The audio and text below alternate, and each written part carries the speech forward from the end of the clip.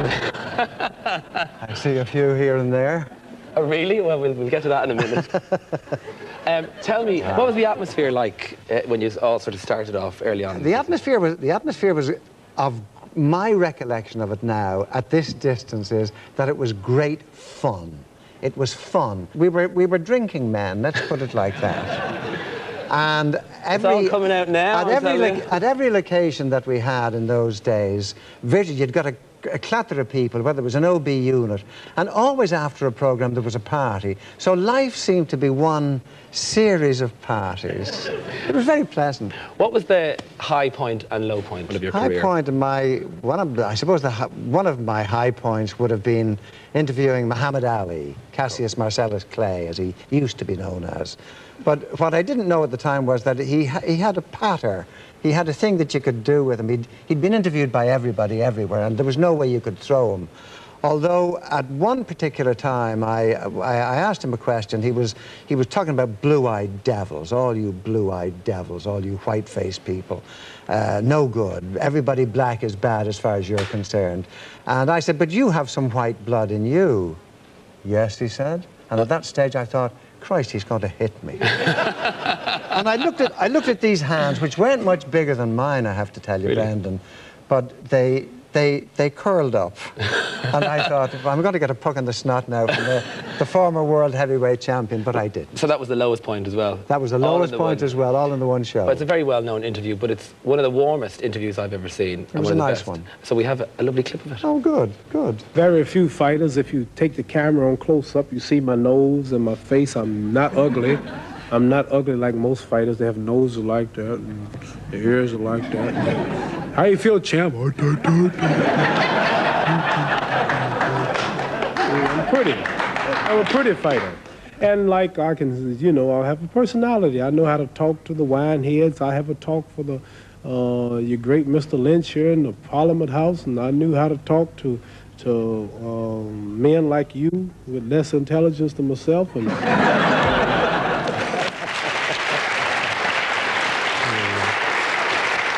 a cheeky article. He was cheeky, wasn't he? A cheeky article. Was he that pretty as he thought he was? He was absolutely beautiful. He was one of the handsomest men I've ever seen. As I say, his hands weren't all that big. His shoulders were immense. He'd got a slim waist, almost as if a child had drawn him like that. But he'd the biggest feet I've ever seen. He had boots. Jesus, his boots must have been size 17. They were gigantic. This is my first time in the studio, Carl. I've got to keep this clean. I'll never be in the studio again. I will help you. Stop tempting me. There was one particular rule you could be fired for if you broke on the spot in the 60s. It was hard to get fired out of RTE. That was the story. Boy, has that changed. Very, very difficult. By God, it has changed, certainly. But there was one thing for certain sure that would see you out, and that was if you were offending against what they called in your contract gross moral turpitude. Now, gross moral turpitude meant, of course, the sexual act with some of your co-workers of either sex. And I can only remember one occasion when a lady of my acquaintance, it actually happened, believe it or not, in this studio, up in that gantry, up there.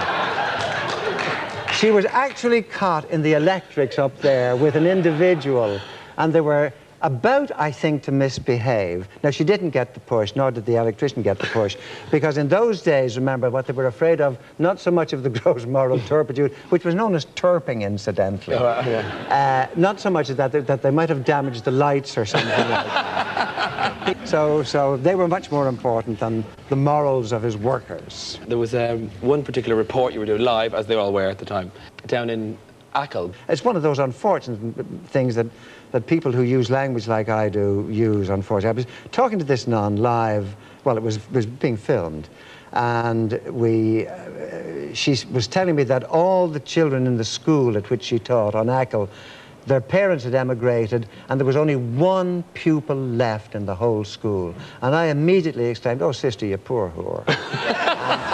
and then went on with the interview. And of course, it was used as a classic for years afterwards, I regret to say. Thank you, Carl O'Shannon!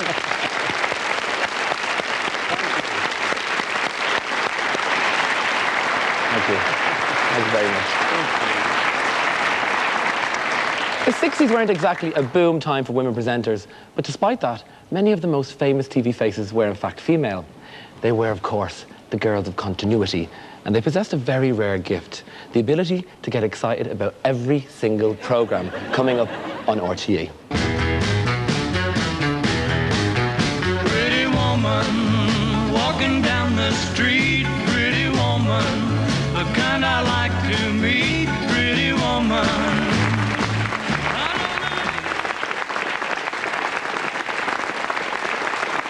The lovely, beautiful Kathleen Watkins and Mario Sullivan. Kathleen, how are you? I'm very well, thank you, Thank you Brendan. very much. I've just seen a picture of myself on the first night in the frock. And RTE has the frock here in a box.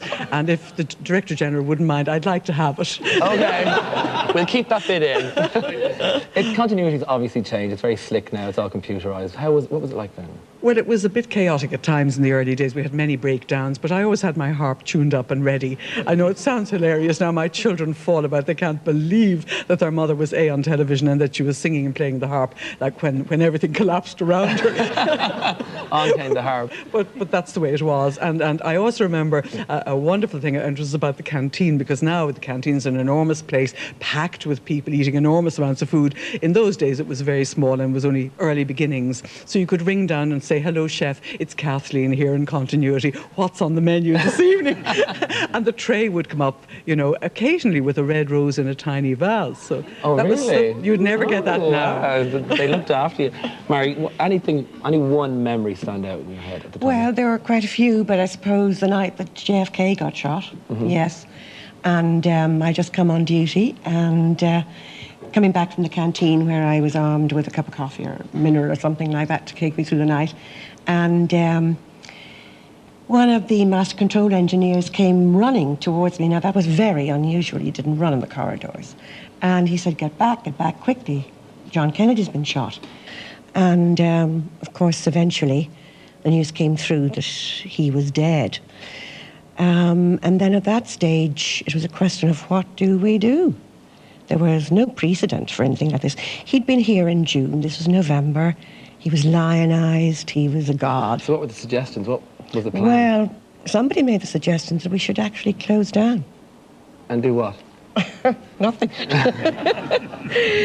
I mean, we were there to give news out. I'd say death, yeah, and play somber music. And play somber music, yes. That was what would normally have been done on radio. Right, okay. So we showed clips of his visit in June.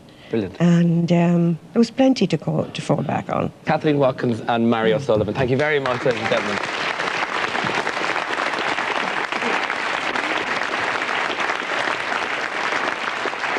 And here with some clips of the types of shows Kathleen and the girls would have been introducing is the Colleen Jazz extraordinaire, Bláithín. We're pulling ourselves up by our own bootlaces here at Telefish into the hip-hop, hippity-hop world of modern showbiz.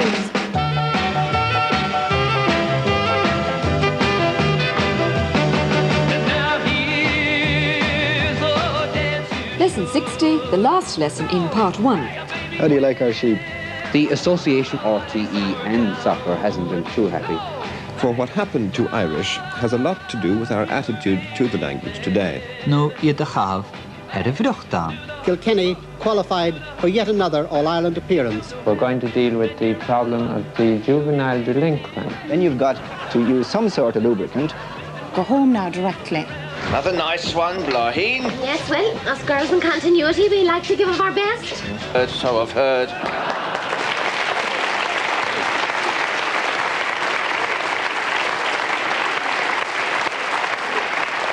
They certainly do, Bláithín. Now, apart from introducing programmes, women were sometimes asked to perform some pretty weird jobs, like the human jukebox, Anne O'Dwyer. Hello, Anne. Hello there. How are you? Explain to me. Well, I guess I used to do requests. And I started the first 17-month series I had, believe it or not, was 1962 to 63. And of course, the real chaos about those was that there was no editing, and everything was on videotape. And so you started your show, and you got to the last song, which would be 5 or 6 songs in. and you missed your words. You had to stop, and you go right back to the beginning again, start again, and do the whole thing over again. So that was dreadful. So people wrote in requests, and you people wrote in requests, yes, and I would sing the requests, and that went on for a very long time. Very popular. Well, we have a little That was clip of going you strong, yeah. doing your stuff here. Oh dear. The first request today comes from the Fitzgerald family of Rathmines Road, who send love to their grandmothers. And the song is a very lovely one from Showboat, My Bill. I used to dream that I would discover the perfect lover someday. I knew I'd recognize him if ever he came down my way. The wonderful Anne O'Dwyer. Thank you, Anne.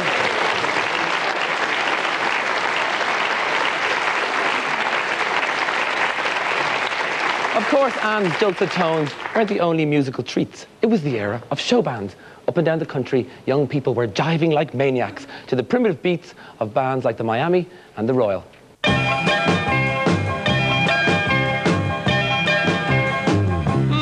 Kissing me quick while we still have this feeling. Hold me close and never let me go. 'Cause tomorrows can be so uncertain. Love can fly and leave just hurting. Kiss me quick because I love you so.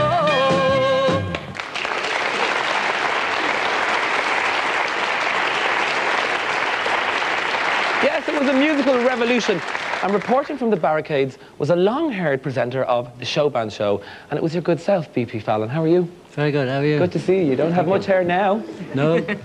Well, I mean, it's amazing to think about it then, you know. I mean, people used to just flip out. The Irish Catholic, the newspaper, said, long ladylike hair, which it's a bit like when someone said to David Bowie, why are you wearing a woman's dress? He said, I'm not, it's a man's dress. There's a picture of you there, look. Good God. Looking stunning. God. Is that Shirley Temple Bar in the picture with you? Many a mile to freedom.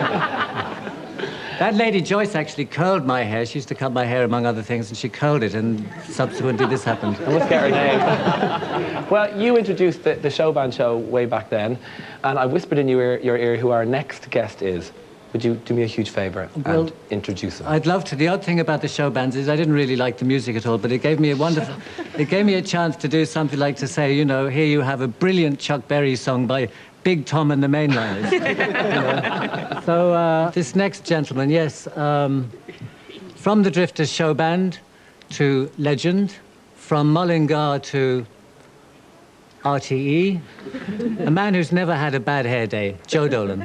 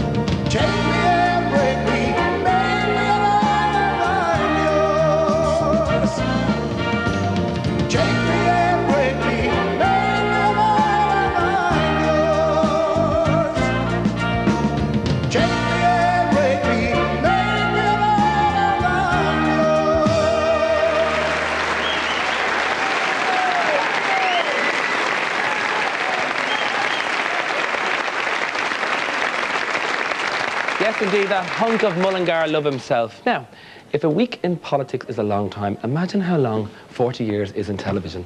Of all the bright-eyed and bushy-tailed presenters who scrambled onto our screens in 1962, only 3 are still at it. Of course, we'll meet Gabo later, but I wonder, does anybody know who that might be? Nuala Carey, who are the other 2 in 1962? Okay, now that was a bit before my time, Brendan. Yeah, but you're a bit of a brain. Okay, Gabo, but for the other 2, I'm going to have to phone a friend. Okay, well, let's phone Don. Don, do you know who they are? Oh. Did we wake you?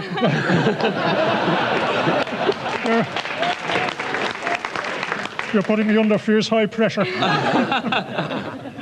Let's see, from the beginning.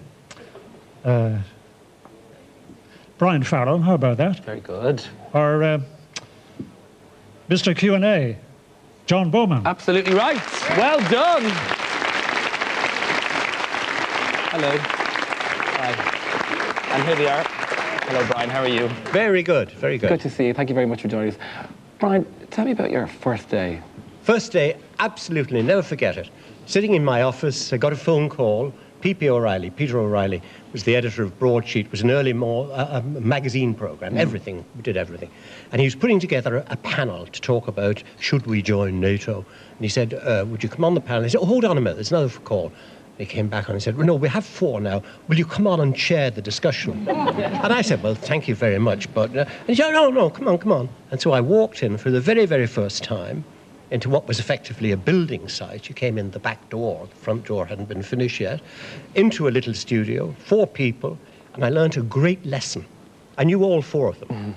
Liam Cosgrave, Owen Ryan, John de Courcy Ireland, and above all, Alec Newman, who had been editor of the Irish Times. I was working with him at the time. And in the middle of the little interview, I turned around and I said, I couldn't remember his name. And to this day, if I was interviewing Gay Byrne, the first thing I put on the piece of paper, Gay Byrne, then you don't forget it. But it was all very civilized. I mean, not at all like radio in the tough old days. When we came off, very nice studio director said, and of course you'll have a glass of sherry, dry sherry, and then please sign the on the spot. I noticed it was in pounds, not in guineas. We were used to guineas like the doctors, but it was £7. Wow. It's great money. It's not great money now. I keep banging on about that. You said it was like a building site. What was it like? It was hilarious. Cahill said it was fun, and so it was. I remember one evening they brought in the biggest fish that had been caught in Irish waters. It was a huge ray. It was brought in sitting on top of a door into the studio, and it began to sniff a little bit. And someone very cleverly said, oh, I'll do that. Like Brian, you know, busy floor manager, and he sprayed it all with an aerosol. The aerosol under the heats then began to fry the fish. The smell lasted for a week. The good old days, eh? Love a good bit of that. Anyway, we have this gorgeous piece of clip when you revisited Broadsheet sometime after you'd done the show, practicing your interview techniques on a couple of people quite close to your heart. Have you been in a plane? Have you? No, I don't. Never? Never. Rachel. Is Michael on the water now? Tell me where you're going to go for holidays. Michael on the water now. To where? Kilkee. Kilkee. Are you going to go to Kilkee for holiday? No, I'm not. Where are you going to go? Rachel is. In the zoo. What do you see in the zoo? Elephants. Is Michael on the water now? They're your lovely children.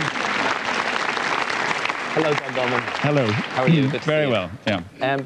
John, now, you were the wonder boy of RTE. Well, I was really knocking on the door. Brian was the established figure. I was really knocking on the door, but I persuaded P.P. O'Reilly, because I was working in radio at the time, to do some television work. And I remember one occasion, votes at 18 seemed to me a big issue, because I was 18, I was close to 21, but I didn't have the vote.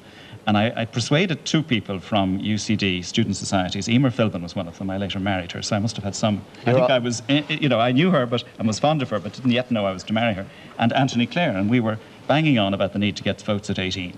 And at the end of the debate, a very senior RTE presenter came over to us and he said, don't you young people, you should be discussing something important. And it was my good friend Brian Clare who said it to me.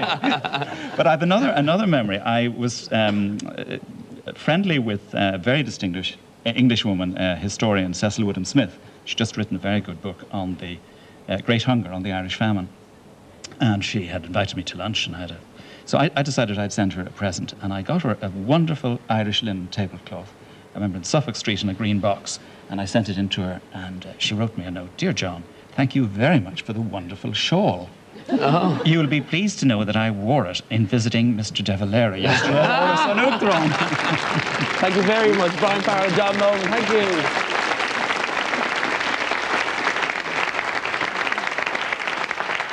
The 1960s were a much more innocent time, an era when housewives would actually dress up to watch TV in a naive bid to catch the eye of their favourite newsreader. And there was one newsreader whose eye they all wanted to catch. It was the man whose sonorous tones and matinee idol looks made him a pin-up to the twin set. Now, I'm sure, Eileen Dunn, you were just a wee whippersnapper, but do you remember him? I do. Oh, I do remember him. I mean, my first memory of a big news story is the JFK shooting. But not only do I remember him as a newsreader, but I actually had the privilege of working with him towards the end of his career, so that was rather nice. He is, of course, Charles Mitchell, and we put together a beautiful tribute to RTE's original glamour boy. And the individual is Mr. Charles Mitchell. When you're smiling, when you're smiling, the whole world smiles with you. When you're laughing, oh, when you're laughing, the sun comes shining through. What a handsome fellow. After the break, RTE takes on the 1970s and the crazy world of light entertainment. Join me and Twink, Mike Murphy, and a cast of thousands. Hey now, you're an all-star. Get your game on, go play. Hey now, you're a rock star. Get the show on, get...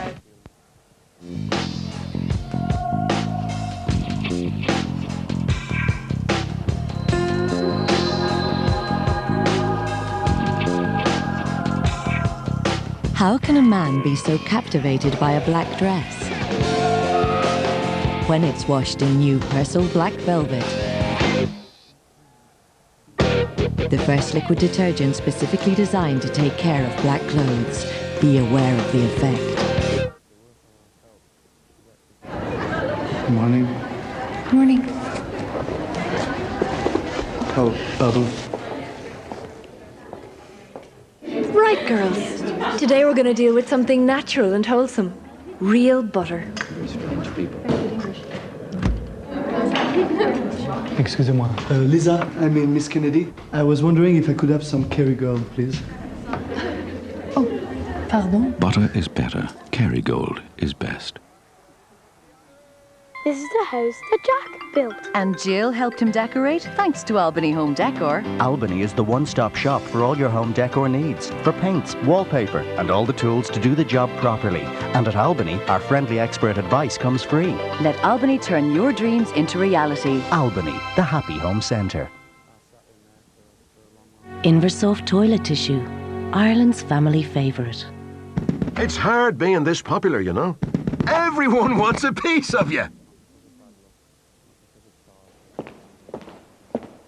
She isn't getting enough. They aren't getting enough. And this lot certainly aren't getting enough. In fact, scientists increasingly believe that up to 90% of us aren't getting enough whole grain, which is important because it could help keep your heart healthy. Most cereals aren't whole grain, but shredded wheat, Shreddies, and Cheerios are. So think about your heart and make sure you're getting enough whole grain. This year, one man will blow you away. Sorry.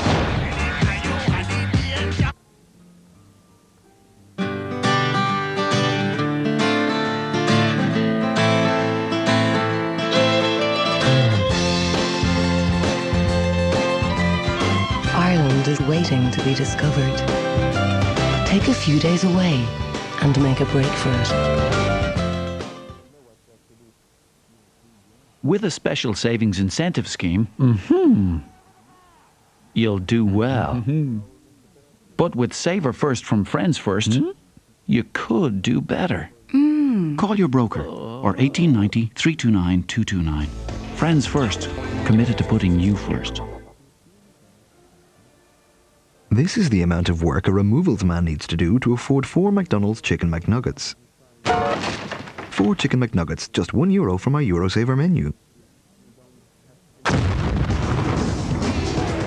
Buy one item, get any other item for half price at Champion Sports. The Braun Oral-B 3D XL. It's the only toothbrush with 40,000 pulsating and gently oscillating 3D movements. It cleans so deep, your teeth feel exceptionally clean. The Braun Oral-B 3D XL. It's our best clean ever. Now save up to €25 off the range, including our new battery toothbrush.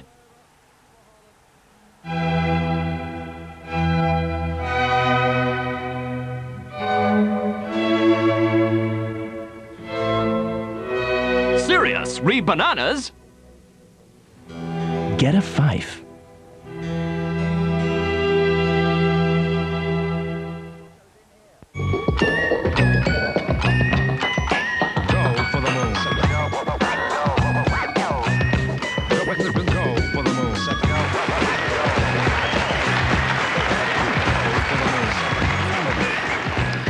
The 1970s heralded the arrival of colour, and with it, RTE gained a new confidence, a VO5 confidence, to try their hands at one of the most challenging areas of broadcasting. So, with spray-on smiles and spray-on pants, a group of rugged heroes began their journey into the terrifying world of light entertainment. Do you know the Hallelujah chorus?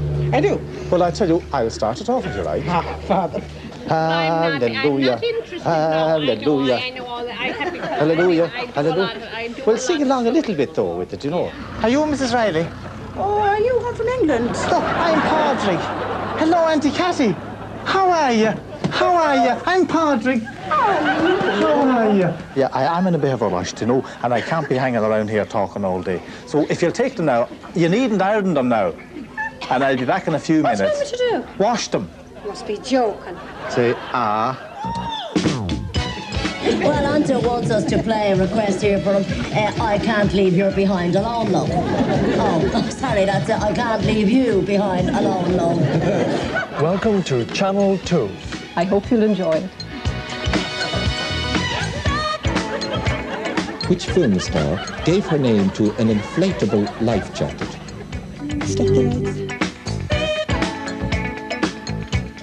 Well, we've all passed a lot of water since some of them started, Bernie. No, we haven't, dear John. Listen, see you inside for the sing-song. Take care. God bless. You're desperate, Father. Not worry. You know, in ways, we're motorbikes on the road to life. Gorgonzola cheese and peach tattoo with Irish stew.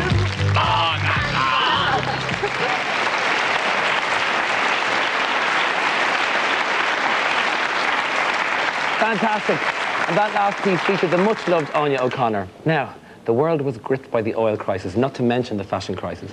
But it was during this decade that a fresh-faced future star first appeared on our screens. With his easygoing manner and his fab dance moves, he quickly established himself as one of RTE's hottest properties. Please welcome the ever-excellent Mr. Mike Murphy.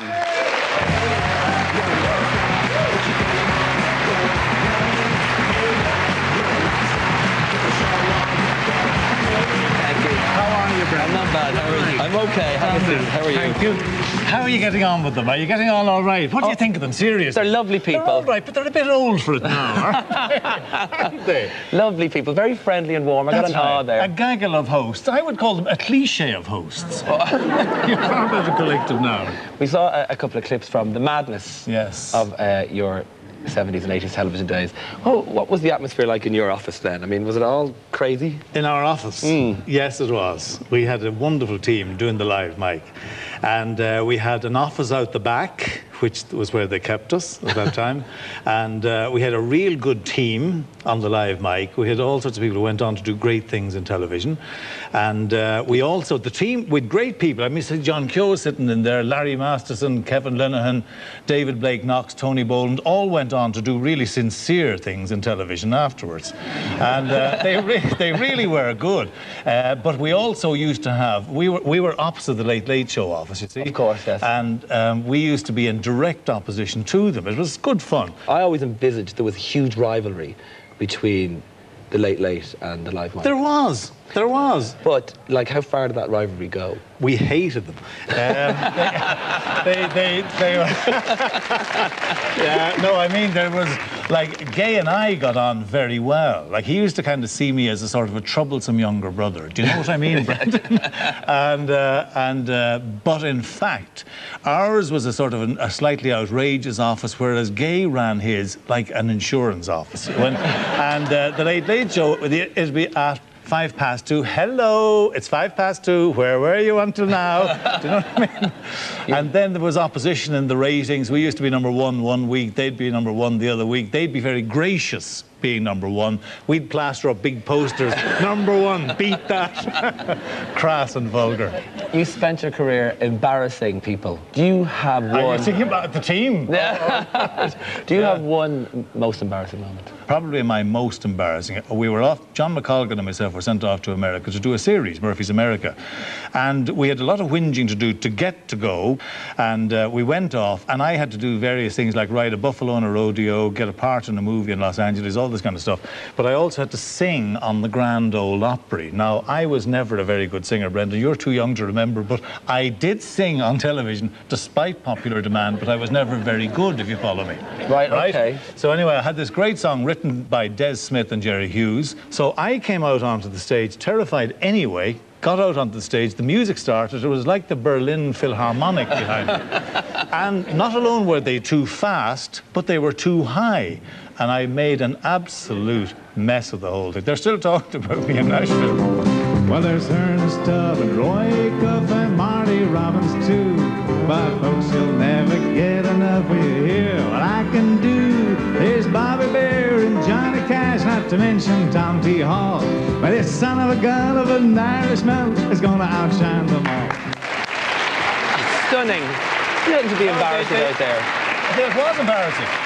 No, they forgot. They didn't show the bit. I forgot the words of the song, and I told them a joke in the middle of the song. After 25 years of marriage, the wife turns around to the husband in bed one night and says, "I think I'll nibble your ear the way I used to." He says, "Don't be ridiculous. By the time you find your teeth, I'll be fast asleep." That was in the middle of the song. It was mortifying.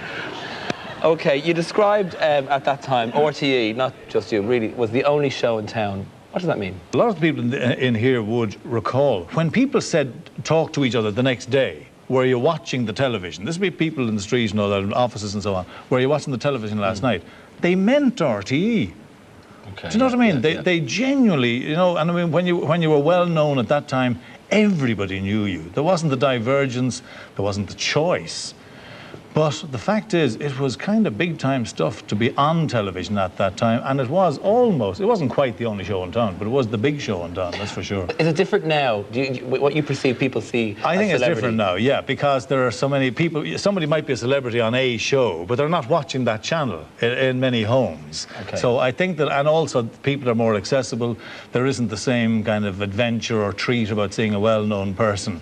Now, I mean, I see Arthur Murphy up there in the audience. I mean, there was a time people used to scream at Arthur Murphy, get off the television, get off the television. Now they don't notice.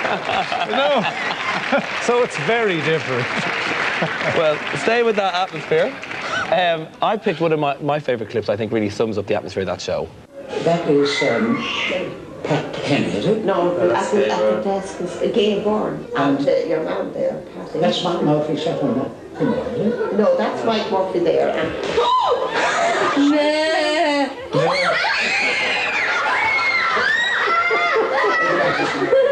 My God, it's so real.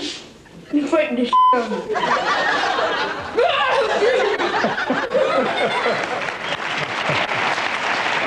Ladies and gentlemen, the great Mike Murphy.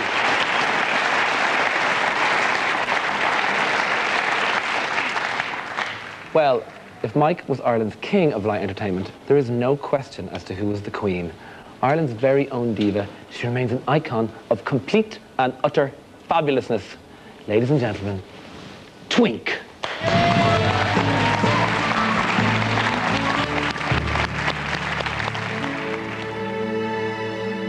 Good evening, all. Do you recall way back in '62 Well, 40 years have passed since RTE first came to you.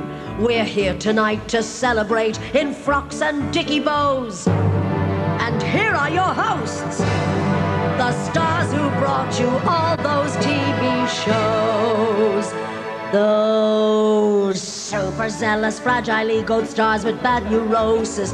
Even though the magazines think they're all so precocious, they lap up the publicity, though most of it's atrocious. Those super zealous, fragile egoed stars with bad neurosis. But nonetheless, assembled here tonight, we have the cream. There's Larry Gogan, Arnold Dwyer, we even brought Lloyd. Like Kathleen Watkins, most are 40 years upon your screens. Yes, all the stars are here tonight, and one or two has-beens. So cast your mind back 40 years, and who do you recall? Finger-licking Monica or brilliant old Frank Hall. The game shows like Quicksilver, am I going back too far? Like Stop the Lights, oh holy shite, do I see Bonnie Clark? The 70s and 80s saw the station on a roll. The best in entertainment seemed to really be their goal. Mike Murphy made you double up, Brian Farrell made you think, and every time you turned the set on, there was Maxie, Dick and Twink. Then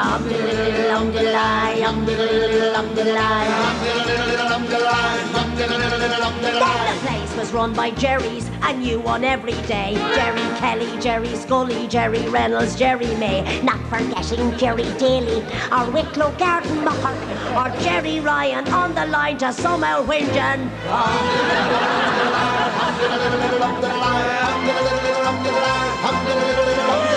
Dumpy, Ronan Collins, Shay Healy, Jimmy McGee, Ian Dempsey and Ray Darcy, Zig and Zag and Sweet Socky, Podge and Rod, Wonderly Wagon, Bosco and Deary Me. Would anyone out there like to help me stuff that turkey?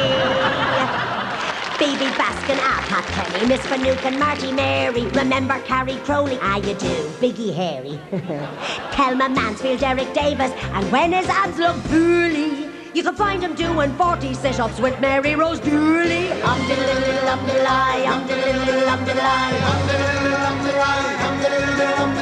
then there were the Culchies who worked down on the farm, from Miley and his mushrooms to Batty Brennan's charm. Get up the air, just smell like Benji was our favourite call. Or the thoughts of being with Gabriel Byrne up against a wall. The soap stars have moved on since then, and somehow that's a pity. Now sex and drugs and rock and roll are crucial to Fair City. When Mary Reardon baked her apple pies, she was our Queen of Hearts. But now the soaps have different queens and other kinds of tarts. We're super zealous, fragile good stars with bad neurosis. Even though the magazines think we're all so precocious, we lap up the publicity, though most of it's atrocious. We're super zealous, fragile good stars with bad neurosis.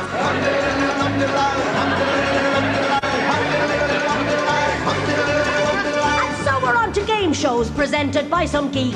We're in the world and Millionaire and Derek's winning streak. With lyrics, board and play the game, at least you had some crack. But hot milk and pepper, Jesus Mary, don't let that one back.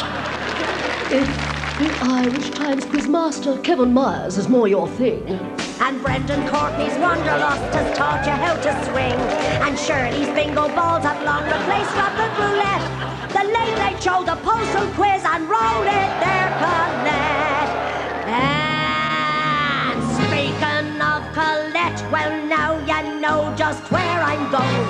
There's nobody can touch him, Gabo's out there on his own. He's been the kingpin of the station, the daddy of them all. For 40 years he's run the nation from a studio this small.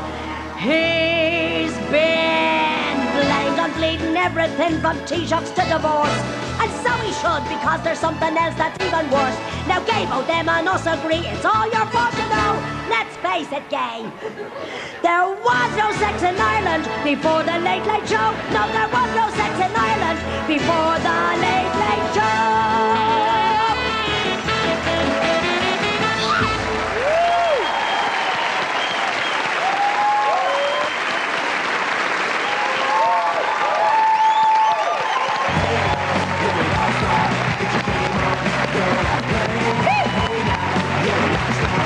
Show on.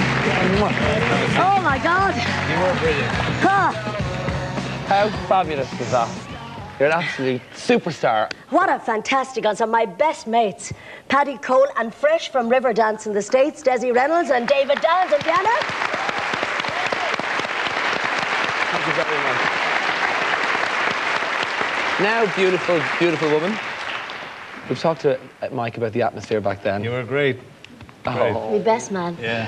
What was the atmosphere for you like back then? All the crazy stuff you did? Just like him, crap. I don't know, it was. Wasn't it fab, Mike, huh? Yeah, it was great. No, it was great. I was saying to Mike earlier, you know, I said to him upstairs, God, I'm so terrified of this parody. There's 19 million words. And he said, shut up. We did it live every Friday.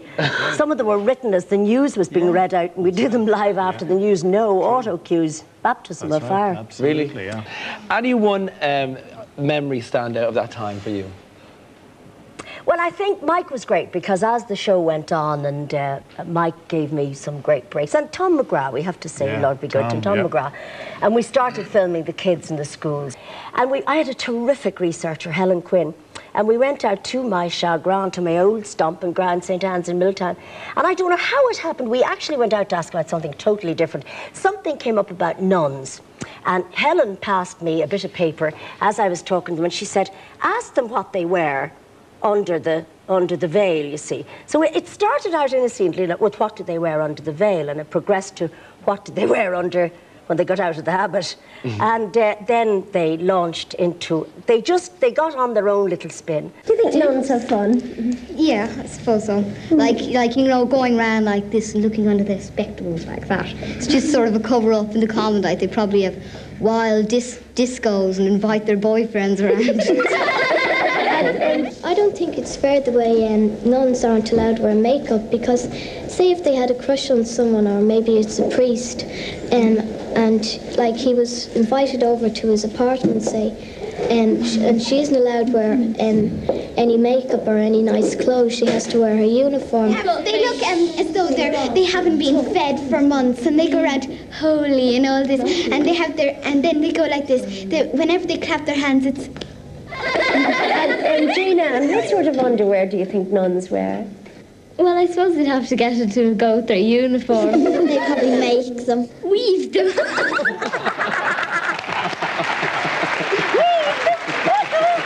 Oh, God, you weave them. And you got in some trouble about that.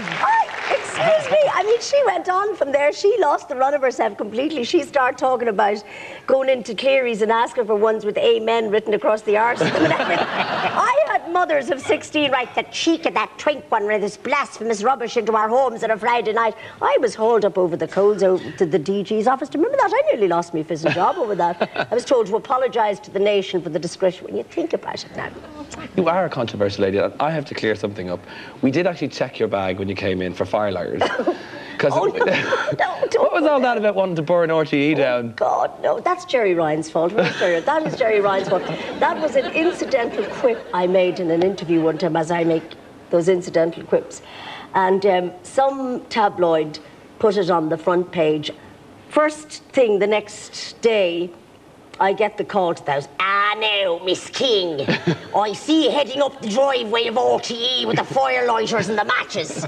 Burn it down is a bit strong. Was I meant to be in the place when it was going up? Jerry Ryan, he stirred it up, and then they all picked up on it, and all the papers picked up on it. Of course I didn't mean it. Good, good. Now we cleared it up. Really. Thank you very much, the goddess Twink and the amazing Mike Murphy. Thank you very much.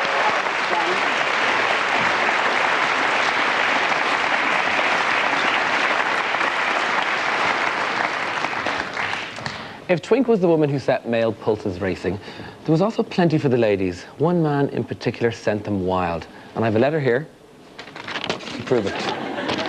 From a nun in Cork. I continue to be shocked and upset by the appearance of Sean Baum Brannock on our screens each week. That young man is a disgrace to RTE and to Catholic Ireland. It's very difficult for people like me to teach young girls when Mr. Brannock constantly appears on national television half-dressed.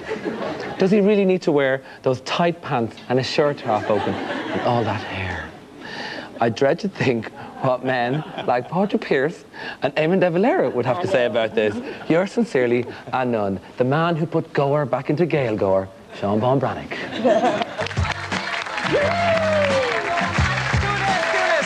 I gotta go, lads. Where am I? Excuse me.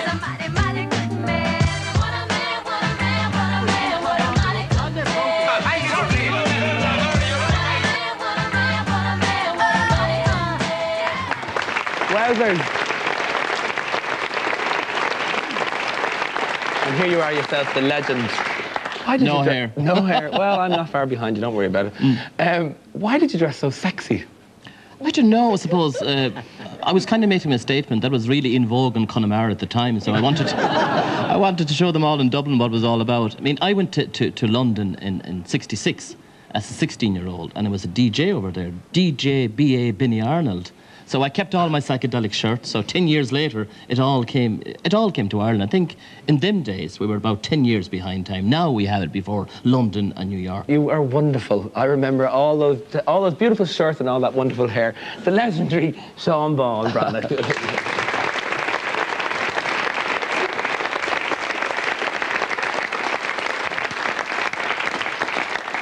In the early days, women presenters were pretty rare on RTE, but the 70s saw that slowly beginning to change. Cén sátáitna déag sib? Mar dearánis amach sem mar dear Kathleen ré mar se go léir an íonach mar dearna tead mar sem bhaine chuine I mé cupúir an íonach an.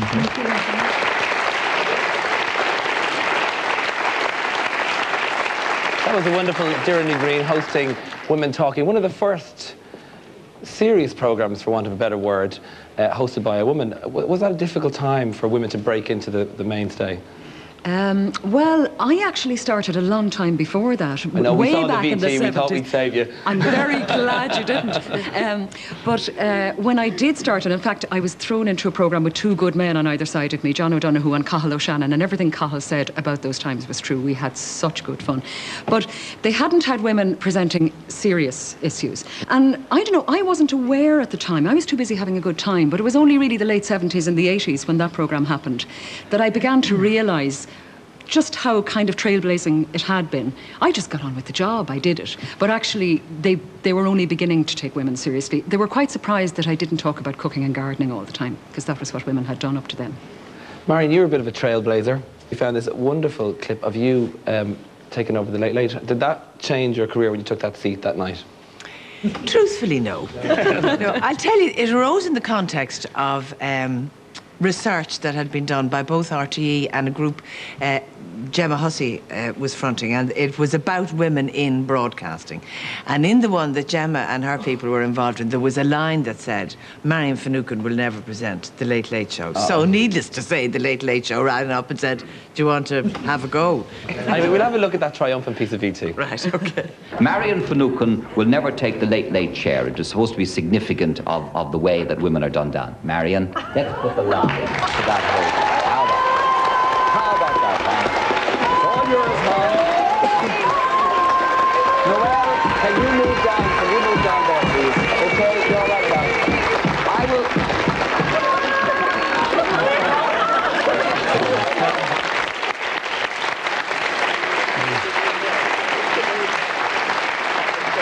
Not to distract from that clip, but wasn't it absolutely worth it just to see Nell McCafferty jumping around in that beautiful summer dress? Now, this show is all about famous faces, and there's none more familiar than Nationwide's Michael Ryan. Hello, Michael. Brendan, how are you? How are you? You're working in television a long time, too. Well, in fact, it started way back with my good friend Cathal and Frank Hall, and it was Frank who sort of gave me my break when we all came out of newspapers in those days. And curiously enough, all these years later, I'm doing exactly the job I did way back then, going around the country doing local reports and so on. But Frank, without intending to be, I think, turned out to be something of a pioneer of television. Frank would fill, we had Newsbeat on 5 days a week, Frank would fill 2 of those programs out of his own sense of humour. He would sit in his car on the beach down in Santibant or at home in Santry and would write humorous scripts based on letters from people writing in, or indeed on local newspapers, and that brought him to local politicians. And then later, when we all went our separate ways, Cathal into documentaries, Frank, the pioneer, developed Hall's Pictorial Weekly. It was a seminal program. It was the the nursery, if you like, of satire, parody, and so on. It was the beginning, and that led on, via Frank Hall and Hall's Pick, that led on and created the Fertile Ground, which produced Scrapped Saturday and Bull Island and so on. Let's go back to Ballymegash.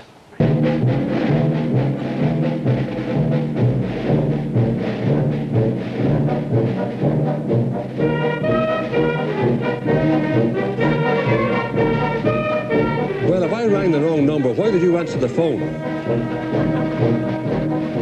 And people who hadn't smiled for years have taken it up again. Nothing but bad news. And we thought we were bad. Eyes, oh, eyes. Thank you very much, Michael. Thank you. So we're bad, just mad. Join us after the break when RTE faces the 80s, buried up to their necks in shoulder pads, leg warmers, and BB Baskin. Hey now, you're an all-star. Get your game on, go play. Hey now, you're a rock star. Get the show on.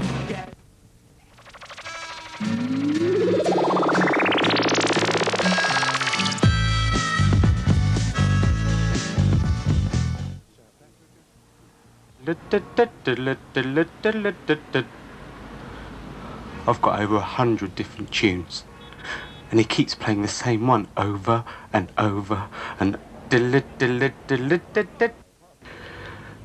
help me. What does your phone say about you?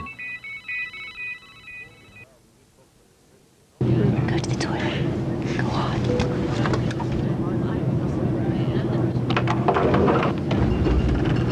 Would you like something from the trolley? Oh, I'll have a Muller Light. Deliciously tasty and virtually fat-free. Muller Light. There's Mile High Love, and there's Muller Love. With great value at Home Value Hardware, products are literally jumping off our shelves. So whether you're a builder, home improver, or DIY enthusiast, you'll get the right price and the best advice. Home Value Hardware. Ask the people who know. Last Thursday, Jane came in and said, I'm stressed. Calm down, I said. How can I? This dry scalp's itchy, sensitive, tight, and dreading flakes. I said, you need Head & Shoulders Soothing Shampoo for dry scalp. Unlike ordinary conditioners and hot oil treatments, it's specifically designed to stop dry scalp and even dandruff. 2 weeks later, she said, all is calm. Calms your scalp, controls dandruff. Head & Shoulders Soothing for dry scalp. Wear your hair with pride.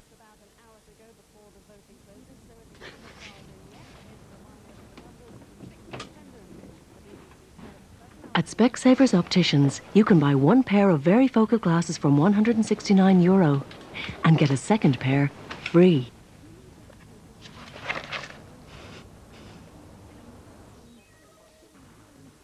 Jill and Jack were driving back, a day's hill walking over, when with a bound, out sprang a hound, the original wild rover.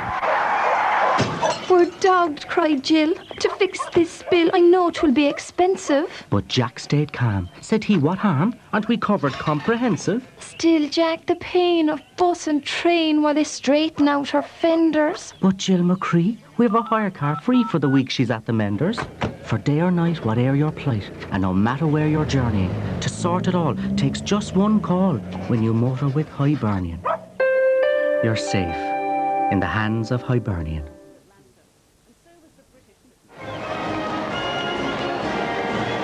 50% off international calls and 50% off text messages. Because your nearest and dearest may be far away, we'd like to help bring them closer. Vodafone. Conoce tortu.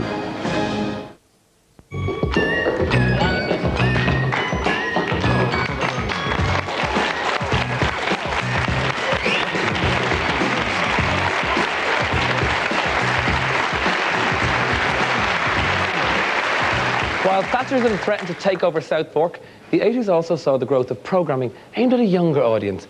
Mind you, presenting kids' TV was not for the faint-hearted. It required nerves of steel, a stomach of iron, and trousers of plastic. Knock, knock anymore. Come with me through the magic door. I bang my box when I'm cross. I bang it very hard. Oh, so good. A hand, a go. Well, bring it in China. No! You come and go. Wonderly, wonderly wagon. So you will find that when we're pushing forward, the blood's rushing into your head and you'll get quite a significant red art effect.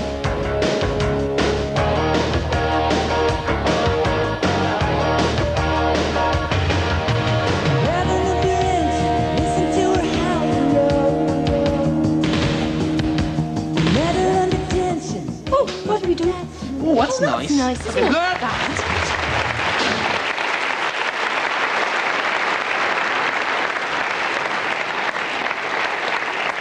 And there's a big clatter of them here with us.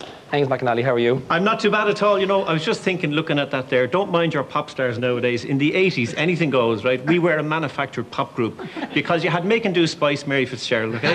You had Sporty Spice here, Cathy Park. You had Music Spice, David Heffernan. And as you saw there, me skydiving, I was kind of the Do Anything Spice. And we really were writing the book at the time, I think. 3.5 hours live every single week, and it threw everything at. You really had to be ready for anything. And that, it's incredible looking back at that free fall, because I had always wanted to do something which has never been done before or since, a live skydive into the programme that you're actually presenting. And I went up in 1983, 84. Why wouldn't you? Exactly, you had to do it. Over the city here with all mod cons, a mobile phone that was the size of a concrete block. I had a ground-to-air piece. I had a walkie-talkie. I had everything. I was up on a chopper. I was 8,000 feet up. I was hyped up, and I jumped. And I jumped because it was so loud in the helicopter. I didn't hear the cue, and I jumped in the commercial break. Thank you, Angus McAnally. Thank you very much. Thank you very much. The 80s saw the rise of U2, and suddenly there was a huge interest in all things Irish and rock, and not just Dickie. The kids wanted to see it, so RTE obliged. That, I'm afraid, is the bad news about the Bruce Springsteen gig. 2 freebies to next week's concert. Dave Fanning from Radio 2. We always missed them by the time we arrived. But who were they and what they looked like? Hi. Hi. Well, Madison Shifshanson. Good evening and welcome to Megamix. Now, ladies and gentlemen, may I introduce you to Aileen Pringle.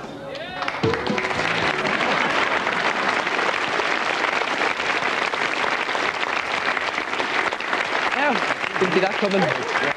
How are you, Dave Heffernan? Hi, Brendan. Is it any wonder I left? Anyway, yes, I'm very well. How are you doing? There was a lot more going on there, though, behind the scenes than anything else, wasn't there? Well, just to pick up where Angus left off, Anything Goes is 3.5 hours on Saturday mornings. The vast majority was live. And one of the things we wanted to do was to try and initiate some sort of production facility for a lot of the bands or individual artists who were around at the time. We did a whole range of performances. The Blades would have been well known from that period. We had international artists like Emmylou Harris, from kind of one of Dublin's most famous and best loved sons. Philip Lynott were kind of, they really reached their peak at the time with Lizzie, and Philip used to watch the show. And on one occasion he had written this song about Dublin, and he called and said, listen, I want to do a video for this. So we scripted this thing, Old Town, which has become a much loved song about Dublin. Of course, yeah.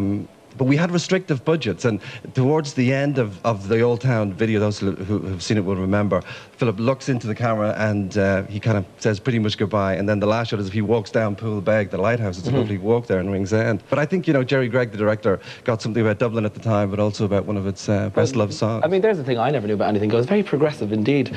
Here is the original rock chick herself, Carolyn Fisher. How are you? How are you, darling? And good still looking amazing. Oh, thank you so but much. Sure, you're only a young one anyway. Thank you. Tell me, any one memory stick out for you? Well, I think, thinking back, I think probably what happened to me was, unlike these great guys who actually knew about music, I think I just wandered in because I happened to have like orange hair or purple hair or blue hair at that particular day, and it was like, oh, quick, put hair on. I had a brilliant time. I think for me, probably the highlight was the first Hot Press Rock Awards, and it wasn't just that Phil Lynott was there, and I mean, he was my hero even then. And U2, who I regarded as like the young kids, you know, like great band, didn't know whether they were going to make it exactly at the time, but they were lovely. But I felt for the first time we had an industry. You know, we actually could give ourselves awards because there was more than just one band. And I think there was a feeling that night that Hot Press was young, the bands were young, but something big was going to happen. And then it just took off from there. Well, staying with music, television, one that's emblazoned in my memory, and I'm sure everybody agrees, was MTUSA with Vincent Hanley. And Bill Hughes, you were one of the original producers and directors. Yes, with Conor McAnally. Conor and Vincent got together and formed Green Apple back in 1983, and on February 10th, 1984, MTUSA became the first music video show in Europe. Wow. And it was that far ahead. And the late lamented Vincent, you know, next month Vincent is dead 15 years. Wow. It's quite an extraordinary thing to think about. But he was the most exciting man you could meet. He just loved that program so much. He loved the fact that we could do it from the streets of New York. It was his idea. And I remember at that time, U2 came and did Radio City Music Hall, and we had laminates to go backstage. And kids in New York offered us, now, and this is 1985, 84, 85, $500 they offered us for the laminates to just get backstage and touch Bono, just to touch him, you know. So wow, it's quite an extraordinary touch Bono. Anyway, here's a brief look at the great Vincent Hanley's television career. Only one letter, an invitation to take part in his 70th show at a Castle Backtax. No fee. No gay. Fab Vinny will be there. Tell them I'm coming.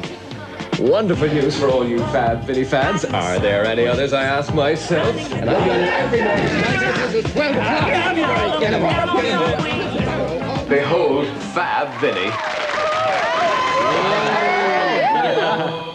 My coat with golden lining. Let's make it work. We're back. It's Self-Aid Day, live from the RDS in Dublin and Studio 6 at the Television Centre here. And now at 6:30, the Angelus. Well, there you are. That was the Angelus, and a very nice track too. And now it's time for the Disc of the Week.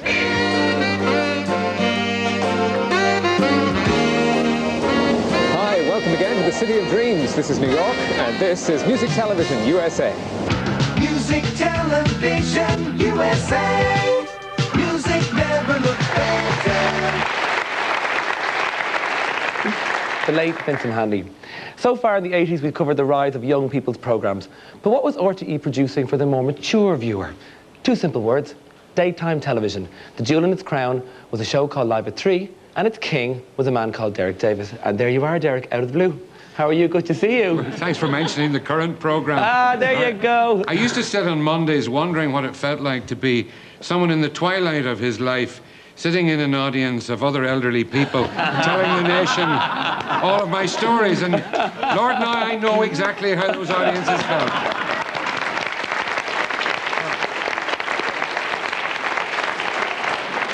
This has to be the biggest obituary package in the history of broadcasting. What are the pitfalls of working in live television? I mean, how difficult Well, it's all the old rules, and you saw some of it with the kids. Don't work with kids at all possible. Don't work with animals. Sometimes elderly can pull a trick or two. Just by the way, this is dangerous because I didn't tell you about this. When Anne was talking about her requests, we once got a lovely letter of thanks from a lady thanking us for playing a request on the occasion of the 93rd birthday of her great aunt. And she said, I want to thank you so much for your kindness. Unfortunately, when she heard her name being read out, she collapsed and died. But thank you so much for your kindness. So, the whole business about not working with animals, we in our innocence put in a veterinary slot. Selma got the idea, bless her. She got the idea that we should do something on rabbits. The differences between big rabbits, small rabbits, fluffy rabbits, rabbits bred for the oven, those bred for their fur. Minutes, moments before the live item, a troop of caring stage hands tipped a dozen rabbits into a pen in front of us. And then it was cue the recreation of the fall of the Roman Empire, played by rabbits. Every form of depravity was manifest. And I have been, every now and again, another station bought this clip, and about once a year they send me £187 for saying, it's the only residual I have ever got out of broadcasting. Well, it's such a funny clip. After 34 years of broadcasting, this is how I will be remembered. As a rabbit pimp. Tell me now, are all these domesticated? They are all domesticated, yes, and they're various. They all actually derive from the European wild rabbit. Children, let me explain that one of the rabbits has an itchy back and the other one's trying to scratch it. You get other variations, like the orange otter here in the corner. The orange otter, yes. Active fellow. Extremely active, Paddy. Yes. I think we're going to have a few little orange otters in the near future. Thank you, Derek Davis. Thank you. The great Paddy Traynor and his Rogering Rabbits. Now, it's time for a bit of music. This band launched this song during the 1988 Eurovision interval. The lead singer, once upon a time, presented RTE's Shin AA. Ladies and gentlemen, he is Lima Mweli, and they are the Hothouse Flowers.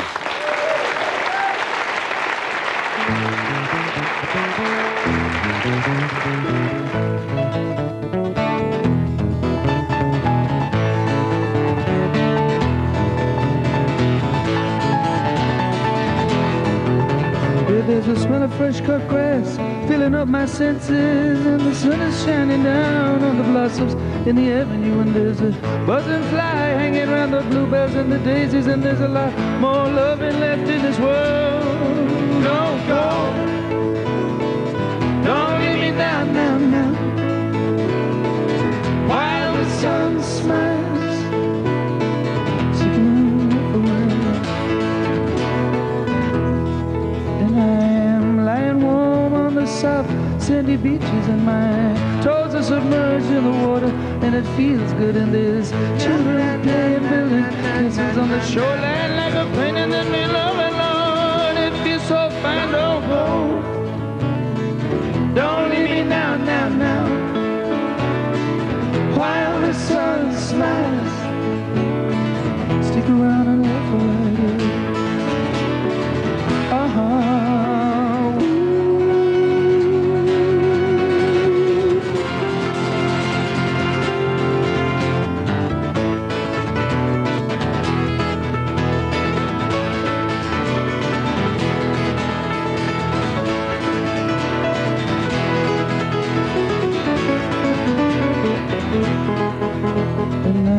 White horses, and they're coming at me at a pace now.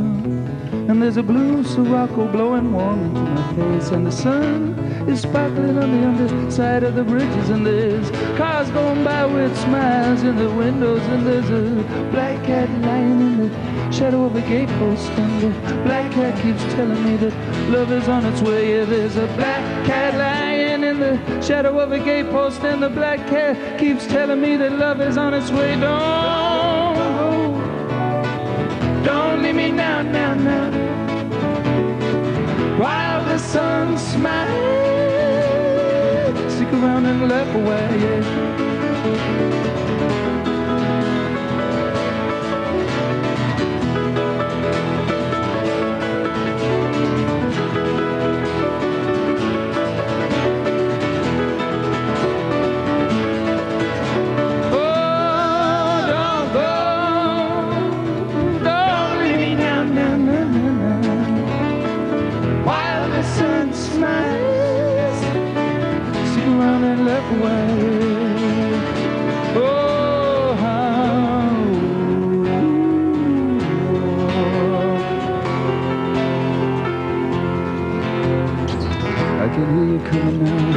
Coming round it now, coming near me.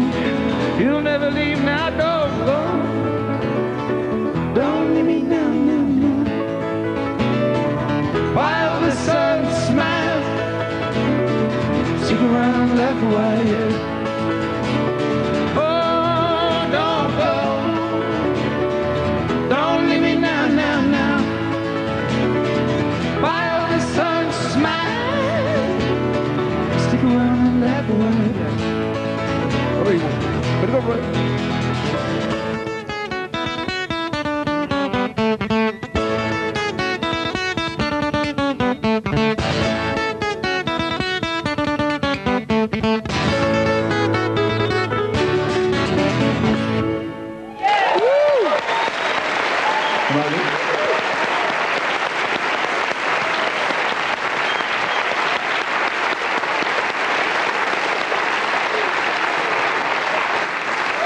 Peter and Faulkner, the fabulous hothouse flower. Thank you very much. That was brilliant. It's 1988, and RTE2 gets a facelift. The trendy Network 2 is born, and the time is right for an alternative chat show. A chat show that would allegedly bring about the fall of a Taoiseach. Name's O'Donnell, Daniel O'Donnell.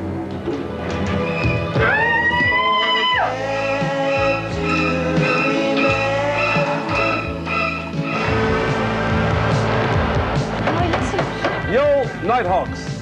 We'll take out your old tin whistle and give us a few notes there, would you? I love Ireland, and I feel like I was born here.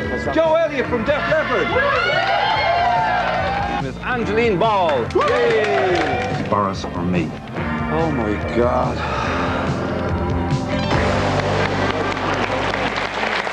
Nighthawks.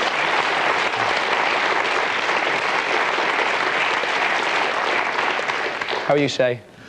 What a great thespian. I was plucked at the age of 47 from obscurity to become a fine actor.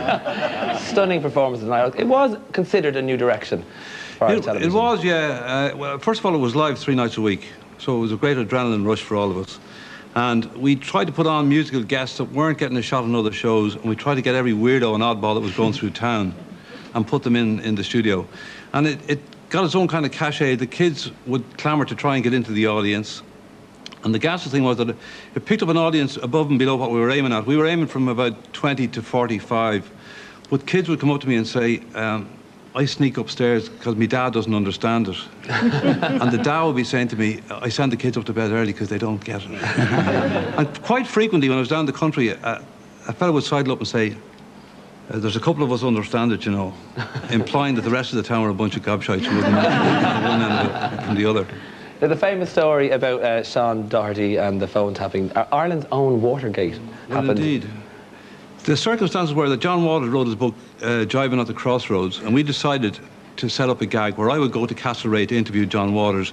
He passed me on the road, and it was one of 2 occasions out of 289 shows where we pre-recorded it. And I didn't realise it, but Shawnee was wider than I was when we got there, and Sean Doherty was an obvious guest to get when we were going west. So I asked him all the usual questions, including the one about the phone tapping.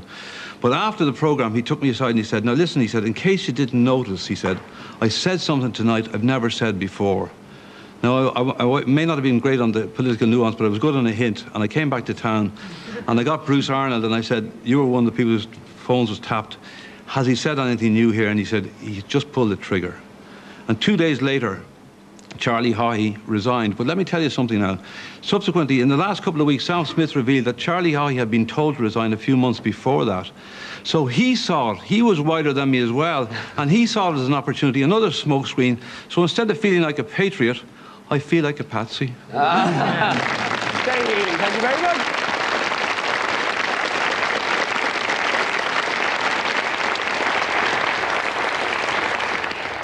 Meanwhile, back at the newsroom, braces and pinstripes were being replaced by shoulder pads and stilettos, and that was just the boys. But amidst all that bad news, there's one woman who always looks gorgeous, and of course she still does, Anne Doyle. I just thought I'd grab you for a quick moment because we found a photo of you, and I nearly fell off my chair. Anne, believe it or not, is not a natural blonde. They're an Ivrian. No, her anywhere. It's all over there. It looks fantastic. Are you having more fun as a blonde? I had a pretty good time the other side of the peroxide bottle as well. Oh, good. But however, now that you've gone and outed me, for all the people who weren't alive when I was that colour, forevermore I'll be able to use my favourite blonde quote, which is, I don't mind dumb blonde jokes, because I'm not dumb, I know I'm not dumb, and I know I'm not blonde.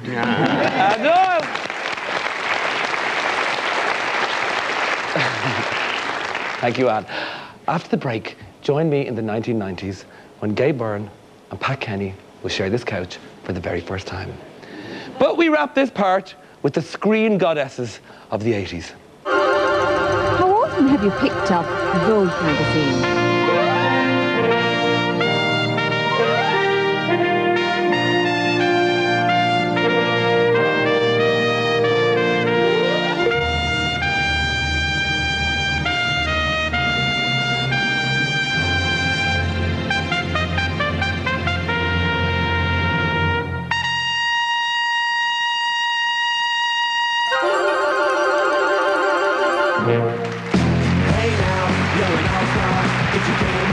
You're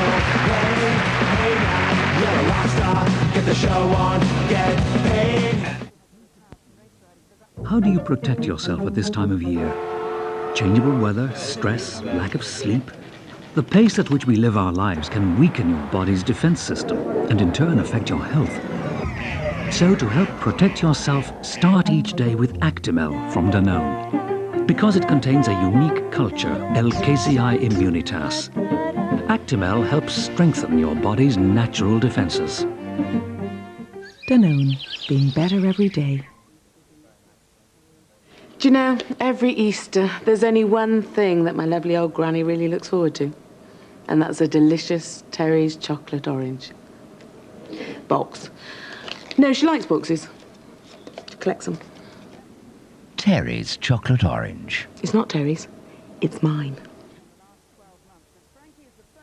New Nivea Moisturising Body Spray. It works like a lotion, but it's a spray. Woo! Hey, hasn't anybody told Nivea that moisturising your body shouldn't be this much fun? New Nivea Moisturising Body Spray.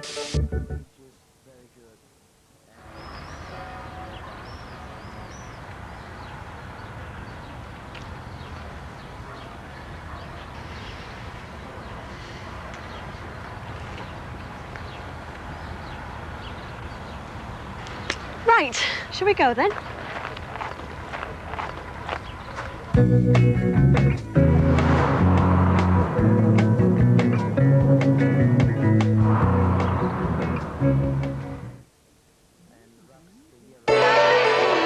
What is that? I want one of those hats, definitely. Hey, Ruth, do you want one? Bite into new Jacob's Thai Bites. And anything can happen. You all right, missus? How are you, yeah? Some bananas? £2 a pound. £2 a pound. Ripe bananas. Hello, lovey. How are you doing, gorgeous? Thai Bites are light, tasty rice crackers that are baked, not fried. Giving these away. Absolutely giving New these away. Jacob's Thai Bites. Authentic Thai with an Irish accent.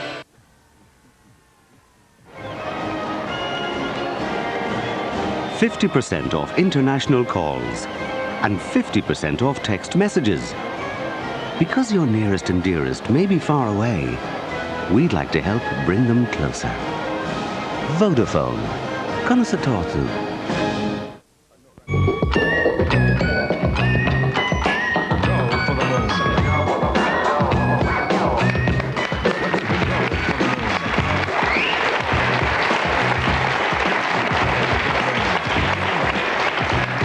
So we've reached the 90s, the age of the internet, Jack's Army, and the new man.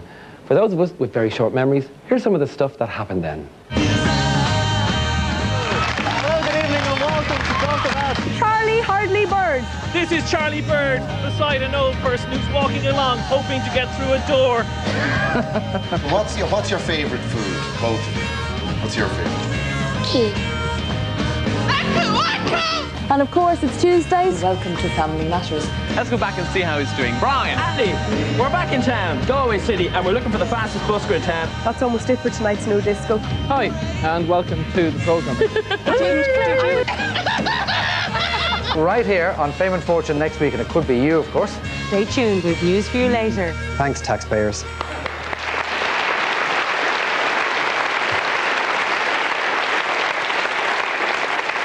And included there, the much loved and sadly missed Union Fitzsimons and Jonathan Philbin Bowman.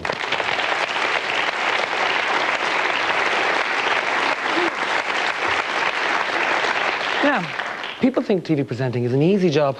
All you have to do is look pretty and nod, and I can do neither. But imagine having to deal with the likes of this. It's a pretty good job, though. It is. All up, no down. No, I said it's a pretty good job, but it's still a job. And is it all good? I just said, no, it's not. How many times have to answer the same question? What a cow.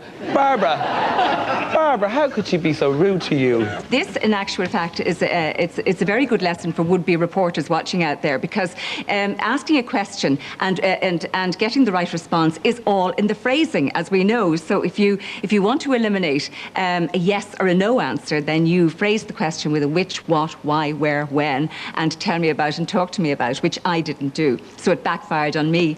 But Christy Turlington actually got the question. She slipped in. She said, look, do you mind if I answer that? So we got it at the end of the day. But what was going on behind the scenes, which I didn't realise, was that Richard Gere was in the audience, and they were having a few problems in their marriage at the time. That's the story. Yeah, there you are. And as the show was over, when the show was over, I happened to be walking behind them, and they had arms wrapped around each other, and she sidled up to him and she said, did I look okay? I mean, this was the most impeccable specimen of human flesh I had ever seen, and she was unsure of herself. So then she turned to him and she said, look, did I look fat? He said, no. So to me, she was just a woman having an off day. You were so behind her. Did she look fat? Come on, you can tell her. I bet she's a big... No, anyway. Always forgiven. Barbara, you look absolutely beautiful this evening, I have to say. As always, Barbara McMahon. Thank you.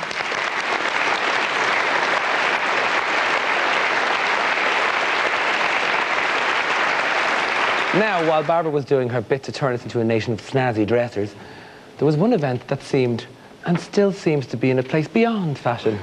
What is it that makes us tune in our droves to watch a collection of big boned girls in taffeta dresses dance a jig in a tent? Marty Whelan, why is the Rose of Tralee so compelling? Always picks on me.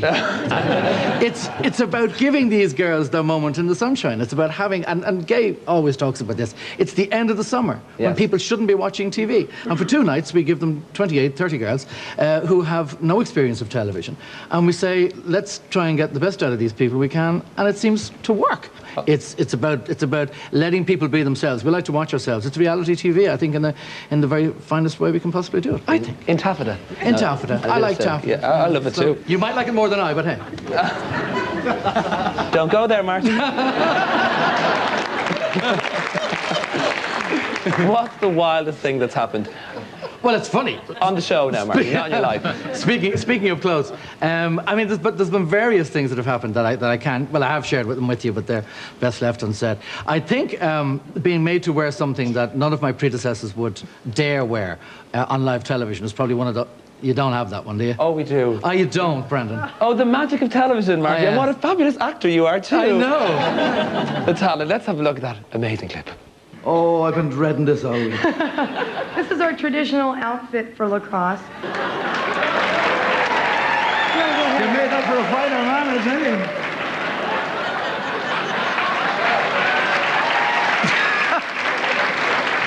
God almighty. I'll help you out here. You're not alone. The television's here. I'll never get prime time now. What are you doing to me today? Ruined. Are you ready? I am, yeah. Are you ready? I am, yeah. Here we go. Oh, yeah.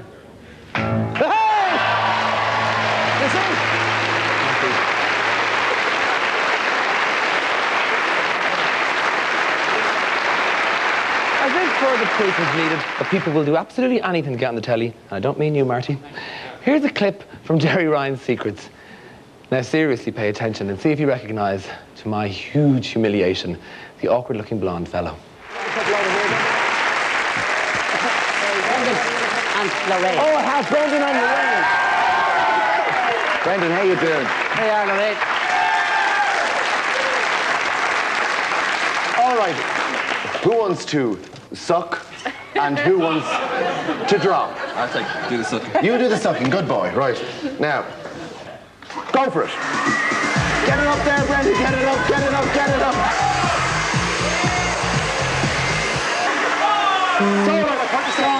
That's gone. Finished. You may not be going away with the star prize, but you are going away with the Secrets clock. Dennis, could you just hand it over to me there? Could we have two? Please, hang it. Hang it in a private place.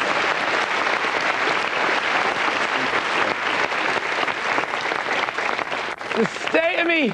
And Jerry, I never got my Secrets clock. No, you never got the Secrets clock, yes. What an extraordinary programme that was. What was Secrets all about? Well, you can see it was basically the essence of the Jerry Ryan radio show with all the sucking and blowing. It was just a little more hidden, maybe, than those days. And I actually volunteered to do the sucking. You did? I did. I did a very good job, and I came third. What's the biggest gig you ever got? Well, I think the biggest gig was the Eurovision, and until you were actually asked to do the Eurovision, you thought it was the biggest pile of crap on God's earth. Eurovision, wouldn't do the Eurovision to save my life. And then I remember auditioning for it once, not getting it, and having to go into psychiatric care. And eventually being asked by Lee Miller and Maya Doherty, of course, of Riverdance fame, would I present what became the Riverdance Eurovision with Cynthia Nivuruku. And suddenly I transformed from it's the biggest pile of dog excrement in television history to, my God, I'm so privileged to be involved in the most significant piece of broadcasting on the planet. And I couldn't agree more. That shows the hypocrisy that's inherent in all the people that are actually sitting here tonight.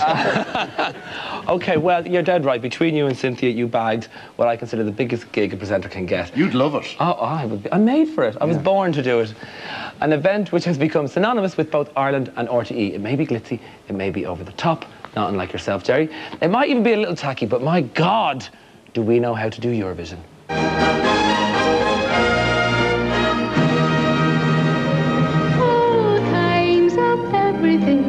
Remind me of you. I'd like to extend to you a very warm welcome to the 16th Eurovision Song Contest.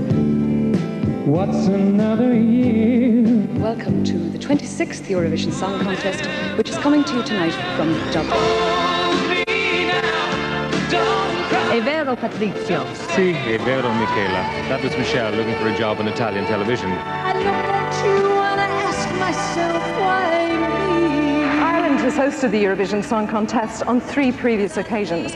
Tonight, we're not in the capital of Ireland, but in the town of Mill Street in County Cork.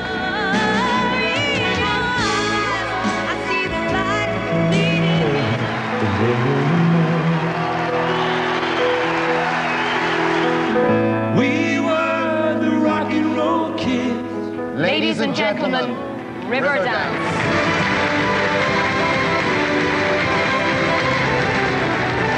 Radio Telefi Sharon is pleased to welcome you once again to the Point Theatre in Dublin for what has almost become the annual Eurovision Song Contest from Ireland.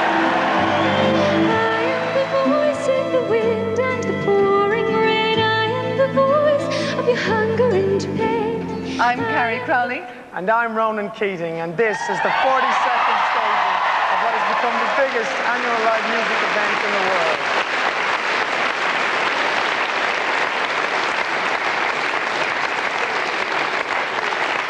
Right, we're going to finish off the show with 2 of the biggest names in Irish television. Between them, my next 2 guests have broadcast a staggering 24 hours a week live for over 30 years. The young ones, darling, we're the young ones. Ladies and gentlemen, to whom it concerns, it's The Late Late Show.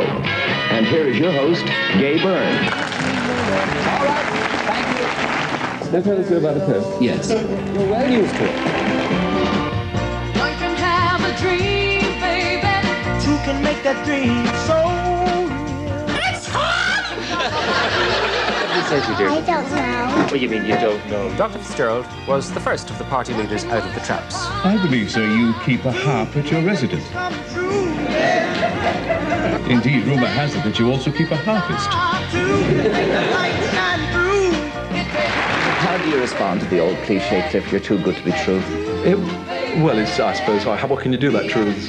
I would much prefer to do 6 or 7 hours of election coverage, computer and all, than actually do this kind of show. Isn't his hair only beautiful? Do you grow your own? It's getting very exciting, Pat, isn't it? Well, yes, it is, actually. I've been excited all night. It's been a fantastic carousel. I've enjoyed every minute of it. Good evening to everybody. Welcome to the 38th season of The Late Late Show. and my first program at the helm of this wonderful machine. Good evening to you, ladies and gentlemen, and welcome to Ireland's very own Who Wants to Be a Millionaire? This is indeed the moment we have all been waiting for. Ladies and gentlemen, together for the first time, Gay Byrne and Pat Kenny.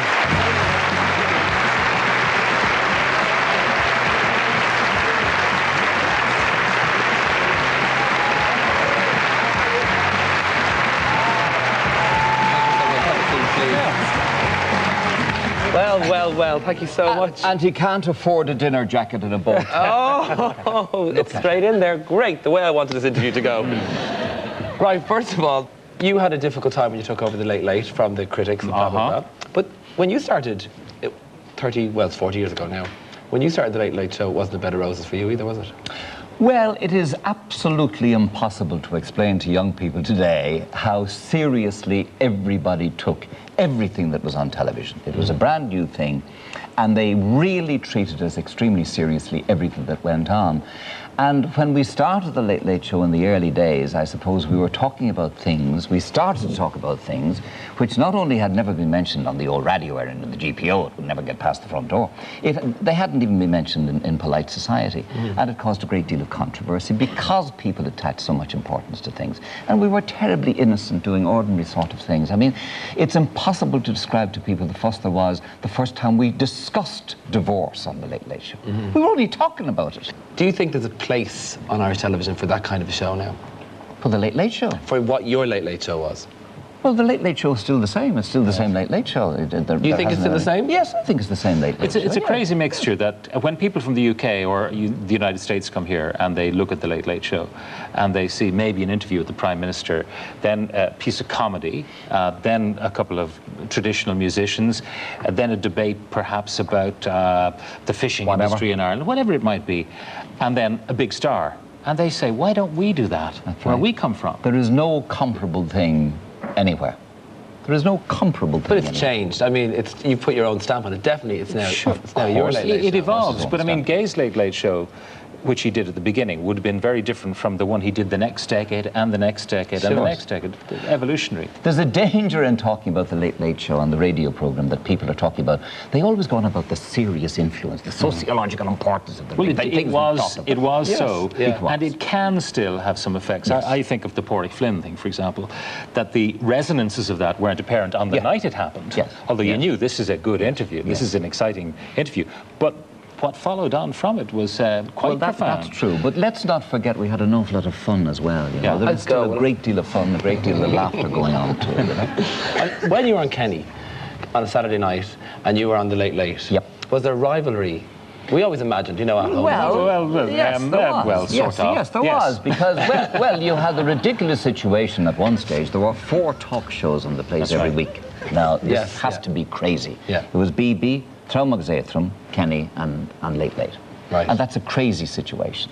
Even with 2 shows, one following the other. Of course there were occasions when we would be wanting the same guest or plugging for the same guest. But the reality was sometimes someone's calendar would sort out who got whom. For example, we put a lot of time and investment into trying to get the Duchess of York on.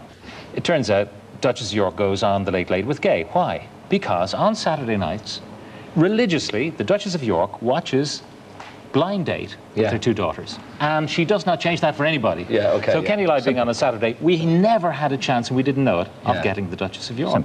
And it worked the other way too. People would say, I'd rather do Friday night and be free for the weekend than do Saturday night, or vice versa. Was there ever any malicious rivalry between yes, there would be rivalry between the teams, not between Pat and myself, but between the teams, because we were all trying to do the best we could for our I mean, these wonderful stories are dreamed up by the press, you know, that Pat Kenny and Gay Byrne detest the sight of each other. All nonsense. Well, you're here together. It's great fun. It's great fun. Wouldn't it have been much easier to kill the Late Late and move Kenny to a Friday night for you? Oh, we thought about that, and that was one of the options. You know, do you want to do the Late Late, or do you want to have Kenny Live, or whatever? And I thought, well, if Kenny Live ceases, that's a brand that no one else can do. Okay, they could have Courtney Live or whatever, but Kenny Live would die. Forbid. And the only person who could do a Kenny Live is me. So park Kenny Live and go into the Late Late Show. And I thought, do I want to do that? Do I want to follow in the footsteps of a living legend? And I don't cavil about that description of Gay at all. I'm his biggest fan. And I knew You that... never told me that. I never knew. Holy shit. But big shoes, although they're only 7.5. No, big shoes to fill. And I knew it was going to be difficult. But at the same time, here is the longest running talk show in the world. 37 years at the time he gave up. It's now 40 years old. I remember saying last year to Paul Newman, this show is running 40 years. And he says, you look mighty fresh for a man who's been doing it this long. But you should see the other guy. It's that kind of thing. I mean, it is a show that resonates around the world. Everybody knows it. And to have the privilege of being the second full-time presenter of that show, at the end of the day, after all the agonizing, I just thought, this is the only answer. Yes. What's your dream presenting gig? Are you doing it? Oh, I'm doing routinely the dream presenting gig. I think the best fun I may have had, I mean, Eurovision in '88 was fun. Introducing President Clinton in College Green was fun as well. That was that sort of thing. But they're one-offs. But routinely doing the Late Late Show is the best fun you can have with your clothes on. There's no question about it. We know who you admire the most. Who's your favourite broadcaster? Oh, what an embarrassing question to ask. Leaving immediate present company aside, I see Eamon Lawler up there, and I've always thought he was a splendid, splendid broadcaster. And I think that Lyrics Gain is RTE's loss. I see Aileen O'Mara. I think she's a fantastic reporter. I think she has a lovely voice, beautiful presence, has a wonderful journalistic intelligence in reducing complicated stories like the court and the tribunals to manageable proportions. And I love Michael, you talked to earlier on Nationwide. I love what he does. What do you think, in all the time you've both worked here, is RTE's finest hour? I think our finest hour is literally doing what we do every day on a shoestring. And I don't think people realize just how poverty-stricken this organization is by any comparison. Maybe we've a few people too many here, a few people too many there, but by any international comparisons, what we do is miraculous. And remember, we are always compared from the very beginning with the two greatest broadcast organizations of the world, BBC and ITV. If we were continuously being compared with French television or Spanish television or Portuguese television or whatever, we would be smelling of roses. I agree completely with Pat. What's their biggest cock-up? RTE's biggest cock-up. There are a few things, but the one thing that I regret most of all, I think, is that we did not cherish Dermot Morgan, the late Dermot Morgan. That's absolutely true. That's absolutely true. And I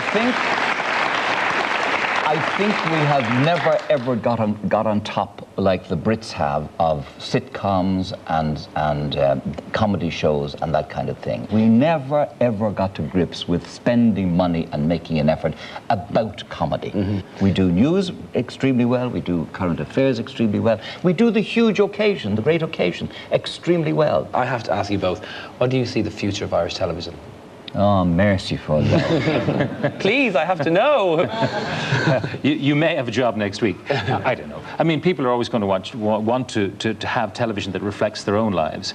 We had hoped that TV3 would do a better job of doing more programs in Ireland about Irish people and provide jobs for all our colleagues, create a marketplace for talent, for producers, for makeup artists and all that. They haven't done enough, in my view. TG Ceathair does far more in its own poverty-stricken way and doing that kind of thing. And I've been hearing about the imminent demise of Montrose and RTE on a weekly basis for 40 years. And on a weekly basis for 40 years, I've been told, morale was never lower in the place. The whole place has gone to hell, Gable. And especially, Gable, since you went. And I've been waiting for it to happen. It hasn't happened so far. What's the future? For whom? You. Are you trying to tell me something? The future, for as long as it runs, is Millionaire. A few little radio programs here and there if Helen Shaw wants them. And meanwhile, a fair bit of walking and a fair bit of cycling and a fair bit of motorcycling and looking after Kathleen and she looking after me and trying to wrestle with my two daughters and their various vagaries. Any regrets or unfulfilled ambitions? I've no ambition whatsoever left. Just to stay standing for as long as possible. What about you, Pat? Any unfulfilled ambitions? Wants to run ambitions? Just to keep doing what I'm doing. I mean, I never expected to be doing this. Way back in '88, did Eurovision. Stephen Roach got sick, indisposed. I was called in to do Saturday Live. Suddenly I'm doing Kenny Live. 11 years later, I'm doing The Late Late Show. I thought I'd be getting ready for the next general election. That's what I thought I'd be doing. In the BT, in you commented there you'd rather be doing current affairs or anything than doing that. At that time, yeah. I was probably inexperienced in variety television, and it is a different thing. I think I'm halfway there. Nowhere like your man, but I'm getting there slowly. Now, before I let you off this couch, I'd be butchered if I go home. My mother reckons, right, she's a bit of an aura freak, she can see yours. She reckons she can tell your mood when you're on screen. They miss nothing. One Saturday afternoon, I very rarely got out to play golf, but I played golf on Saturday afternoon before Kenny Live, and I was not wearing my wedding ring because I don't like wearing a ring when I'm playing golf. That night, 50 phone calls. Has he split up with the wife? Oh. So whether it's a tie or the ring or a woman's earrings, they miss nothing. Ladies and gentlemen, it has been my absolute honour to interview these two men, Gay Byrne and Pat Kenny.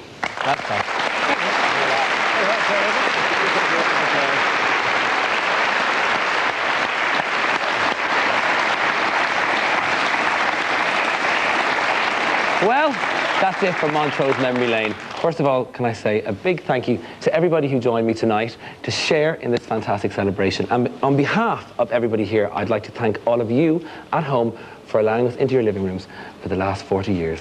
Thank you all, and good night. Hey now, you're an all-star. Get your game on, go play. Hey now, you're a rock star. Get the show on, get paid. Hey now, you're an all-star. Get your game on, go play. Hey now, you're a rock star. Get the show on, get paid.